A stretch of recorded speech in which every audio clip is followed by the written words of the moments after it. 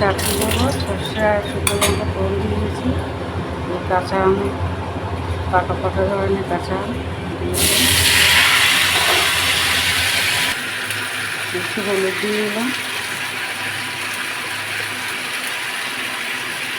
আর একটু নুন দিয়ে দিলাম।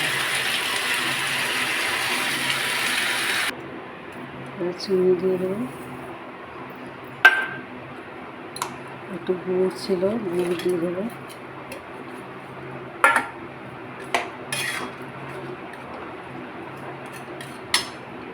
এই চাটনি হয়ে গেছে। এবার দিয়ে দিলাম পাঁচফোড়ন,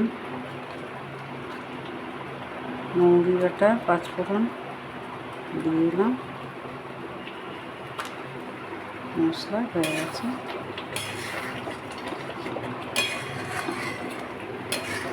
ঢেলে আর দেখালাম না।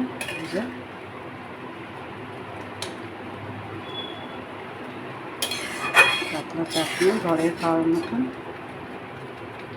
ঢেলে দেখালাম না, হয়ে গেছে।